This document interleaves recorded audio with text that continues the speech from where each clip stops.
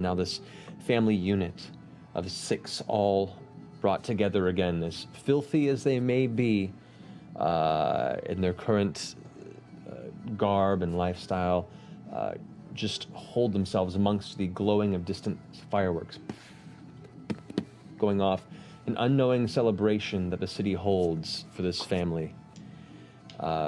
Behind you see Kiri kind of shuffle out, see what's happening, and then also come forward and kind of put her arms around the family and looks back at you with a smile and goes, "Yes, I am a good girl." Oh my goodness.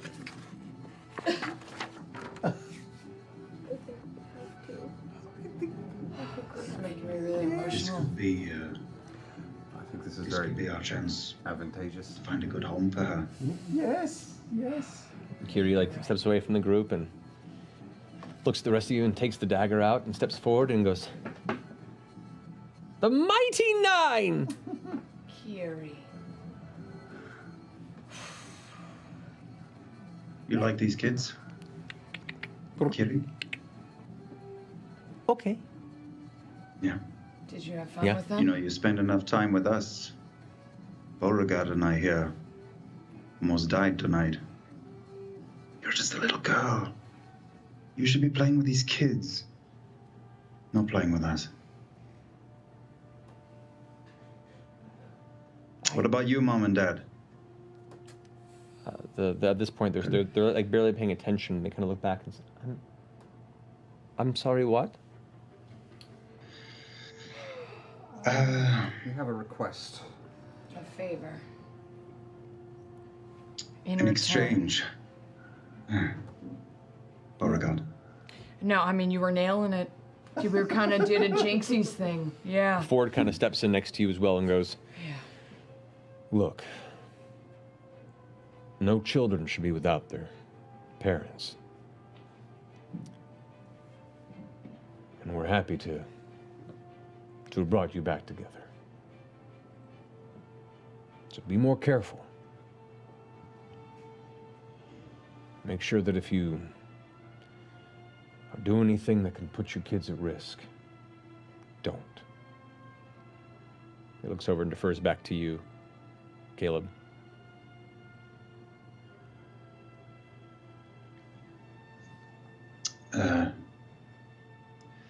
We get into trouble quite a bit. I feel guilty bringing this young girl with us. And we've gone to great lengths to get you out. And all...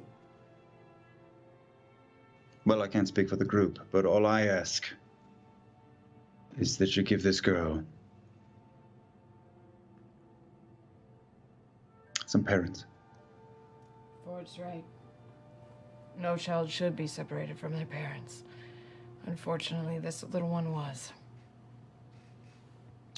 You see as the parents look at each other and down at the kids, and the little girl Layla with her kind of curled red hair goes, "Does this mean she can stay?" And looks over at Kiri, and Kiri kind of looks between them and you and is kind of temporarily conflicted and confused, but you can see kind of a bit of understanding wash over.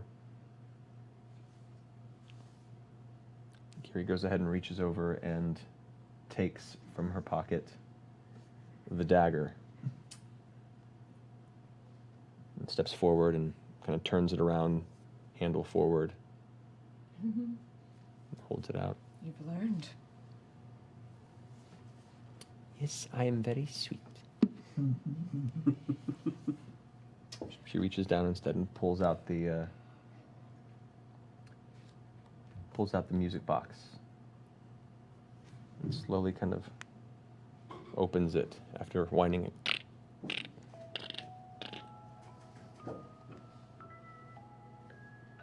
That's just neat. She's a pretty good egg. Looks up at Caleb and rushes forward and gives a big, warm hug. I turn to to Gilda. No. I turn to Gilda and Wallace and say, look, I know another mouth to feed is a lot. It would mean a lot if you take her. But we'll help you out. And I reach in and I give him 50 gold from my stash. Should be enough to kind of help for a little bit. Hopefully make up the difference. She kind of accepts it and wide-eyed. I don't know what to say. She kind of steps back and they look like they're in shock still. These strangers that have come to their aid so heavily. Kiri pulls back and looks to you.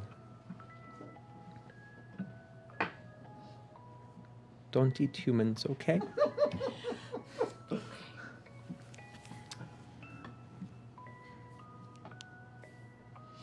Go give Jester a hug. Jester, you see her arms like twisted up and just the eyes filled with water, and she goes, "Oh, we're going to come back, right?" Yes, we'll come back and check on Kiri.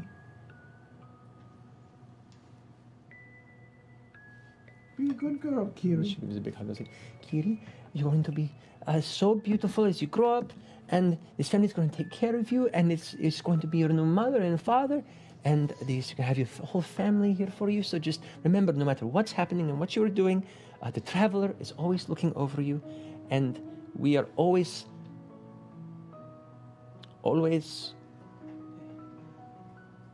thinking of you with love." And Jester kind of turns around and you can see the kind of the tears welling up in her eyes, and I give Jester a hug. just takes you in there. Ford kind of steps forward and ruffles the feathers in the head and says, "You'll always remember. Maybe one day you'll be able to come back and use that dagger for something that's alive." Kiri turns back and looks to you.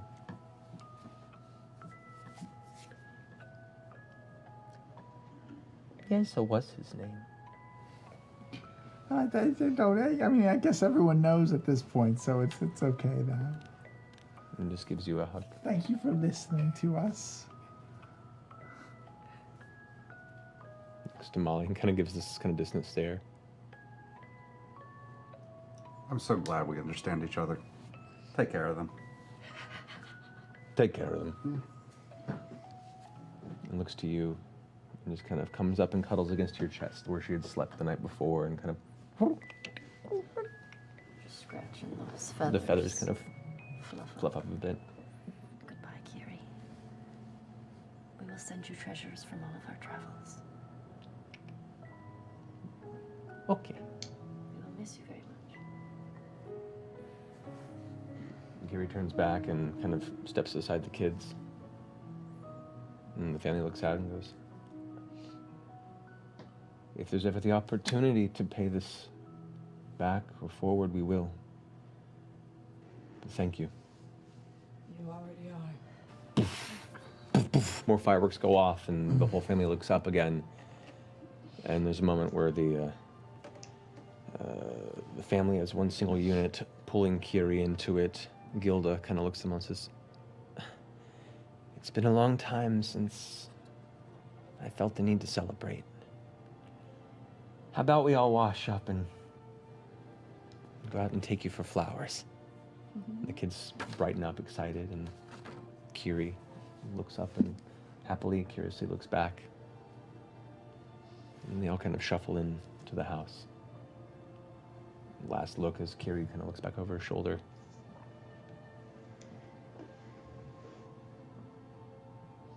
"I am Kiri." The door closes.